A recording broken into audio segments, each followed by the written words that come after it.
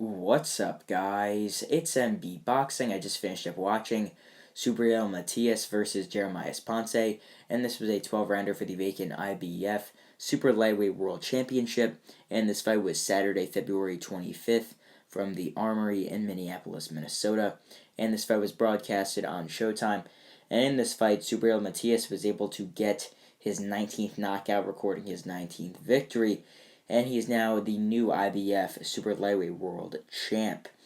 He won by knockout, or I guess you could say stoppage victory at the end of the fifth round. And leading up to the stoppage, this bout scored 49-45 in Matias' favor.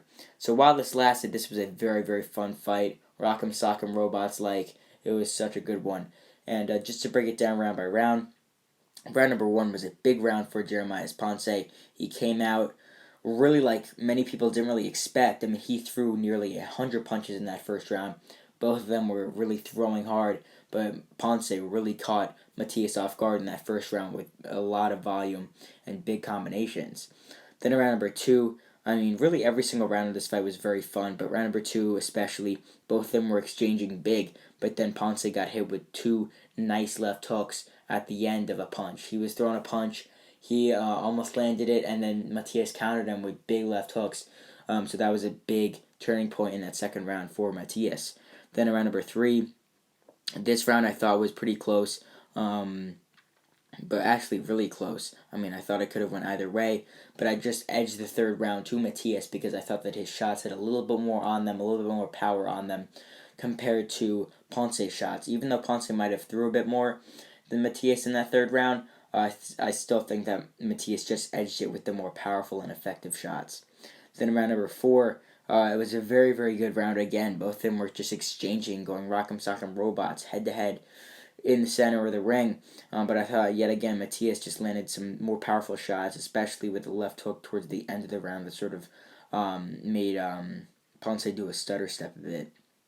Then in round number five, this was the big round and the big finish for Subriel Matias. In the last 15 seconds of the round, Matias threw a 6-7 punch combination to the head of Ponce with some big left and right hooks landing, and then Ponce's body was completely exposed.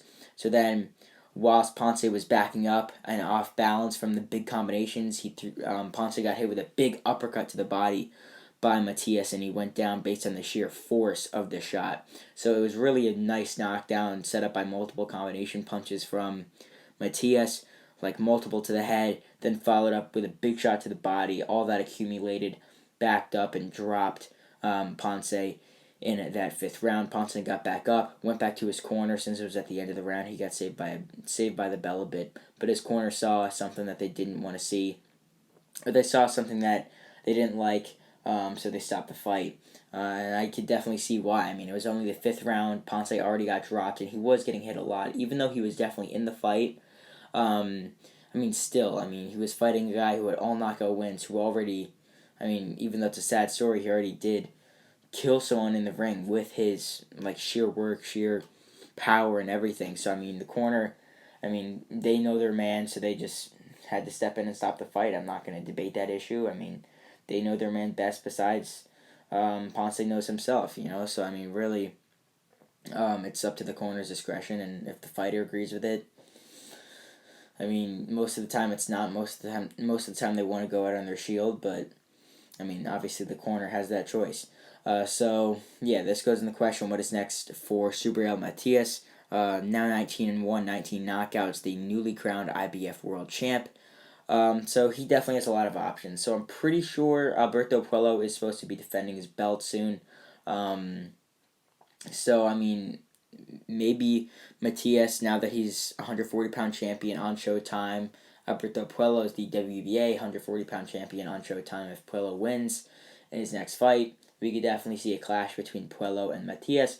If not, we could see Matias just defend his title against maybe a decent level top 5 140-pound contender in the IBF rankings, someone that definitely has reason to face Matias, not someone that they're just going to throw in there. I think Matias will face someone that's definitely justifiable. A justifiable fight for him, probably a good defense. I don't think they'll throw him in with someone in his first title defense that he'll probably lose to. So I think he'll get a nice little title defense and possibly face Alberto Pueblo in his next fight. But as for Jeremias Ponce losing here for the first time in his career, this is a tough loss, obviously, because he was 30-0, losing here for the first time by stoppage. But for Ponce, I think he's going to bounce back, get a couple decent little low class little wins there. Maybe get himself to like 33-1 before maybe getting called up for another big opportunity. Maybe for an eliminator, maybe for some decent level like youth title or regional title, something like that, to get himself back up in the rankings. And really for him, it's just going to be building himself back up on the national stage, the world stage, on like the Zone, Showtime, all that, Top Rank, ESPN, everything. So overall, Subriel Matias improves to 19-1 with all 19 knockouts as he dropped and stopped Jeremias Ponce in his corner to become the new IBF Super Lightweight World Champion. And to get it's really it, I'm MB Boxing. Thanks for watching, and I'll see you guys later.